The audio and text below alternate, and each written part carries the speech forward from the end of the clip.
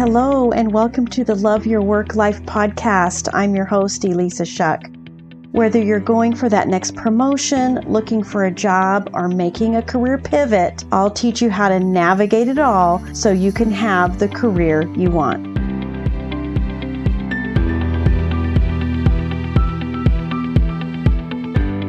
You're listening to the Love Your Work Life podcast, episode 2.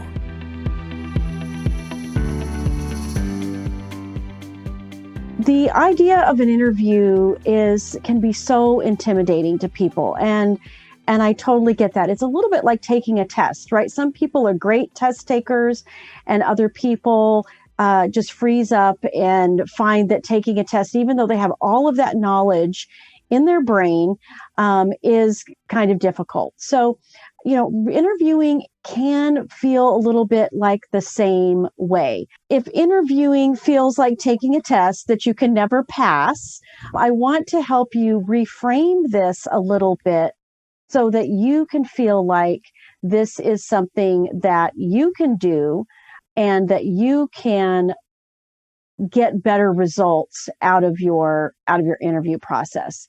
So think of it like this. Think of it as a conversation. First of all, it really is just a conversation between two people who ultimately want the same thing.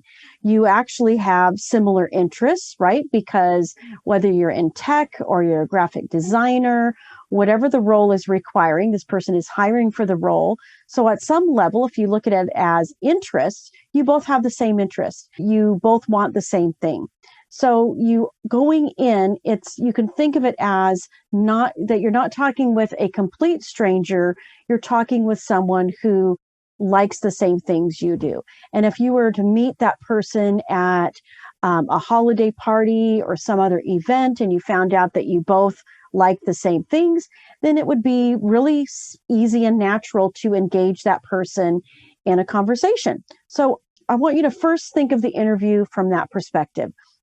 The next thing is I also want you to trust yourself. That's a really big factor in doing well in an interview. Is instead of going in second guessing yourself, wondering, do I have all the right information? Have I prepared all the right stuff?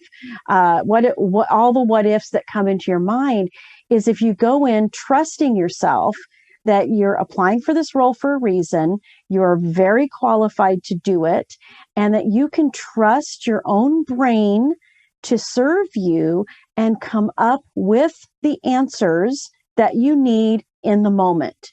So how do you do that? Well, if you have been following me at all, if we've coached together before, you know that one of my big things is preparing your mind by cleaning it out first. So before you even go into the interview, I want you to spend a little time and preferably do this as close to the interview as possible, because we're going to clean out your brain. And if you have too much space between sweeping it out, well, the dust bunnies come back in. So sweep out your brain, clean out your brain as close to the interview as possible by first doing what I call a doubt download. So all of the crazy things that your brain is telling you, who am I to apply for this job? Oh my gosh, I hate interviewing. I don't know if I've prepared enough. You feel like you've crammed for a test. I know some of my clients who do the technical coding interviews. I feel for you. You're doing so much preparation for that. But just remember that, all of those weird thoughts that come into your mind are drama that are not serving you in the moment. So get them all out on paper. And for some of us who like to believe in positive affirmations and having a positive mental attitude, sometimes we'll even judge those comments. Like, well, I'm not going to write that down because that's not a very helpful thought. And you judge it and you decide to edit it out because you shouldn't be thinking that way. Well, the fact is you are thinking that way. That's fine. That's normal. Just get it all out on paper. Next, I want you to rank yourself on how much you feel aligned to the role. And I want you to rank yourself 1 to 10. This isn't about, well, I am a 6 because I should have taken that course, or I don't quite have that knowledge. No, if you feel like a 10, whatever you feel like, go with that number. But this isn't about filling in the gaps. Getting yourself from a 6 to a 10 is your thoughts. So if you have ranked yourself a 6, what would you need to think about yourself to feel like a 10? So this isn't making up for lost ground. This is what thoughts would I have to have about myself to feel like a 10 in this role, and write some of those things down.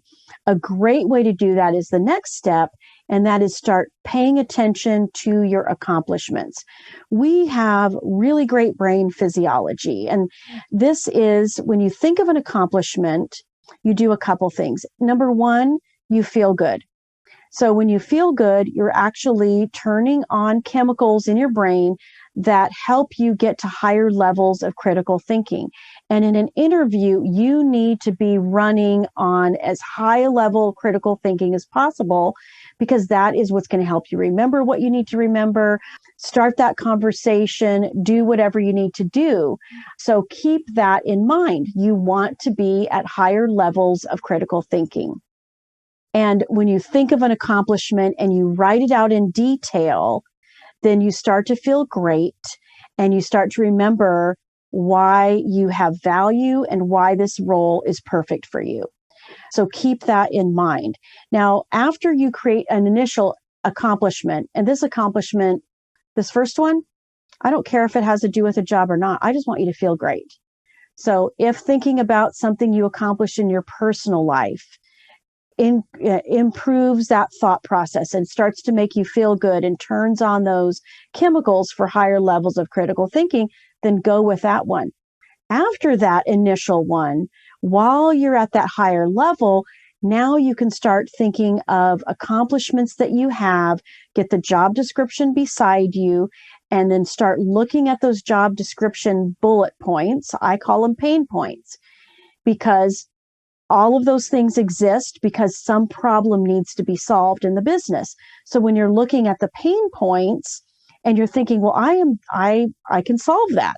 Here's my experience. Now you start thinking about accomplishments and experiences that you have that are aligned to those bullet points in the job description. And now you're feeding your brain, you're filling up all that clean space, you cleaned it all the crap. Now you're filling it up with the things about you that reinforce and give you evidence of why this role is right for you. And you do this, again, like I said, as close to the interview as possible, so that you're going right into it feeling a sense of ease, feeling a sense of certainty, feeling a sense of empowerment, that you are the perfect candidate for this role. So, and after the interview, I want you to immediately after the interview, I want you to do a evaluation. And this is going to help you clarify a few things about the interview you just had. But most importantly, it's actually going to help you improve interview upon interview upon interview. When you're going through a process, for most companies, wouldn't it be so nice if it was one and done, right? You walk in, you do an interview, great, I'll call you. I had one of those one time. It was really awesome. By the time I got home from a 3-hour drive for the interview, I had a voicemail on my answering machine. We don't do that anymore. There's lots about the process. So I want every interview, whether it's a second interview or a third interview or a brand new phone screen with somebody new, I want you to get better and better and better with each interview. And the way you do that is evaluating each one. So as soon as you get off the phone or off the Zoom meeting or walk out the door, I want you to do an evaluation of what worked, what didn't work, and what would you do differently. We start with what worked for the same reason that I suggested that you start with an accomplishment in your prep. If you're thinking about what worked, you're going to have more clarity, and you're going to be more objective about what didn't work and what you would do differently. And so instead of beating yourself up as soon as you walk out the door or as soon as you hop off the call, what worked? What did you really like about the situation and really about what you did?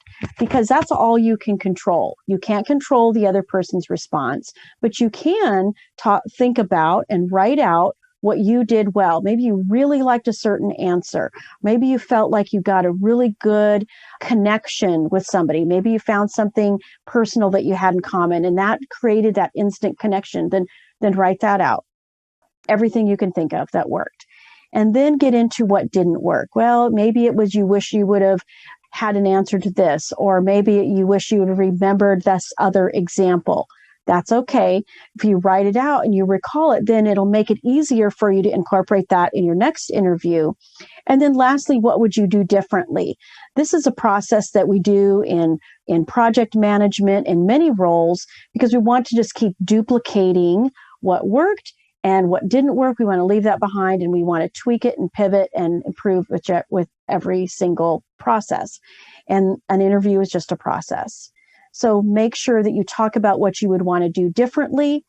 And then boom, you're done. You can close that up. You don't have to reread that because it is associated with the past. And now with everyone in the future, you just keep going through the same process. Trust me, it will make a difference. I want you to trust yourself that you know what you're talking about, that you are applying for that role for a reason. 60% qualified is what I suggest because the other 40% is going to be made up of your transferable skills of things that you know how to do that you just haven't done yet because it's never been required of you. So with that 60% of why you applied for the job and this preparation, you will do better. And trust yourself. We'll repeat it again. Trust yourself that you will recall what you need to recall in the interview. I hope that you found value in what I just shared, because here's the deal. I want you to go into every single interview with a sense of ease and certainty. Because when you do that, you're giving confidence to the other person. You're transferring your sense of ease and certainty to them, which means they will see you as the best candidate for the role. If you need help, one of the free services I always offer is interview insights calls. We'll spend up to 30 minutes together. You can share your specific situation with me, and I will help you come up with a game plan to get better results in your next interview. You can also reach out to me for one-on-one coaching. It's one of the things I absolutely love to do. The clients who are implementing what I'm teaching them are landing roles in as little as 30 days and usually within 60 days. That can be you too. All right, talk to you next time. Hey, if you enjoy listening to this podcast, you have to come check out my Love Your Work Life programs on Teachable. You can choose from on-demand courses or personalized one-on-one coaching with me. We take all of this material and apply it so that you can live it and create the career you want. Because when you love your work life, all the other parts of life get better too. So go to Love Your Work Life Teachable as search terms, or love-your-work-life.teachable.com. I will see you there.